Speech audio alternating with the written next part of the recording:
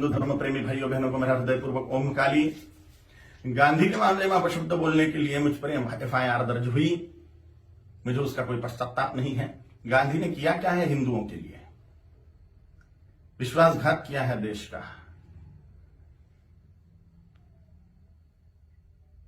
14 vote प्रधानमंत्री पद के लिए सरदार वल्लभ भाई पटेल जी को थे और 1 वोट भी नेहरू को नहीं था, तो भी नेहरू को प्रधानमंत्री क्यों बनाया? और ये वंशवाद की जड़ फैलाने वाले ये गांधी ने पूरे के पूरे कांग्रेस के अन्य प्रतिभाओं का खच्चीकरण कर दिया, अन्य प्रतिभाओं को कुंठित कर दिया। एक वंश गांधी नेहरू वंश का ही बोलबाला करने लग गए। सरदार वल्लभ भाई पटेल के हाथ में अगर तब प्रधानमंत्री पद गया होता था तो भारत अभी सोने की चिड़िया बनता था, भारत अभी जगत गुरु होता था, भारत अभी चक्रवर्ती सम्राट होता था, अमेरिका से भी बड़ी पावर भारत बन जाता था। यह महान विश्वासघात भारत की जनता के साथ में गांधी ने किया, इसलिए मेरे हृदय में तिरस्कार है गांधी के प्रति। हिज हाइनेस श्रीमंत ज्योतिरादित्य सिंधिया जैसे महान प्रतिभाएं कांग्रेस में थी, है, लेकिन इस गांधी नेहरू वंशवाद के कारण उनको व्यवस्थित कार्य करने का मौका ही नहीं मिलता। इस वंशवाद के जनक गांधी हैं, इसलिए गांधी नेहरू खानदान के वंशवाद के जनक है, राष्ट्र के जनक नहीं, इसलिए राष्ट्रपिता नहीं है। मैं नहीं मानता, कोई माने उनकी इच्छा। दे दी हमें आजादी, बिना खड़क बिना ढाल, साबरमती के संत तूने कर दिया कमाल। ये गाना लिखने वाले को 100 जूते मारने चाहिए। भगत सिंह, सुखदेव, राजगुरु, चंद्रशेखर आजाद, सुभाष चंद्र बोस, इन लोगों ने जो त्याग बलिदान किए, फांसी पर लटक गए ये लोग, इन्होंने कुछ नहीं किया देश की आजादी के लिए, ऐसा इनका बोलना है ये गाना रचने वाले का। इतने सारे महान क्रांतिकारी, स्वतंत्रता सेनानी जिनको फांसी दी गई,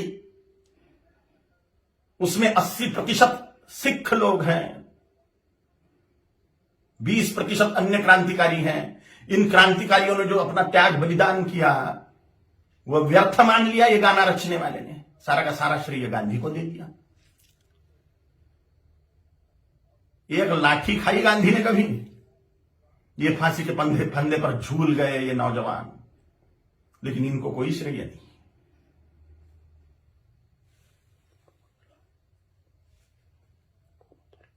सुखदेव, राजगुरु, भगत सिंह जी की फांसी गांधी रुकवा सकते थे, लेकिन नहीं रुकवाई जानबूझ के, इसलिए तिरस्कार करता हूं मैं गांधी का।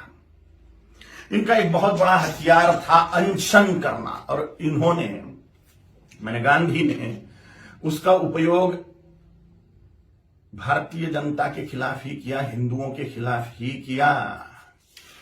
बोला था कि बंटवारा मेरी लाश पे होगा, मजहब के नाम पर जो बंटवारा हुआ पाकिस्तान बांग्लादेश का, वो मेरी लाश पे होगा, ऐसा गांधी बोलते थे। लेकिन जब बंटवारा हुआ तब गांधी जिंदा थे,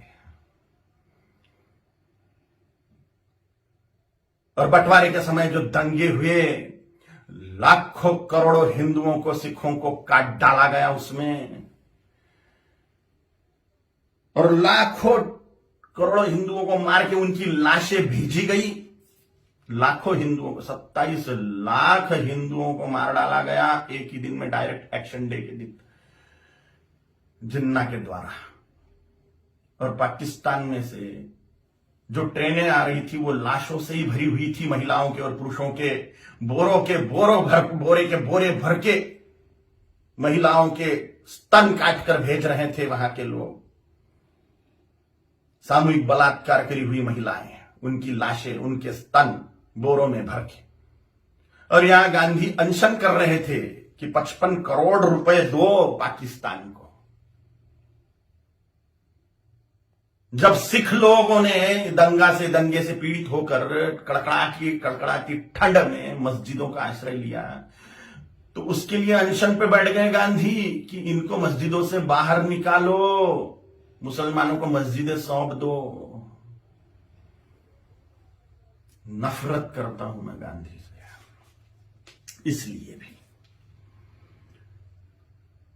पाकिस्तान बांग्लादेश को जोड़ने वाला कॉरिडोर मांग लिया मुसलमानों ने कि भारत को और खाया जाए।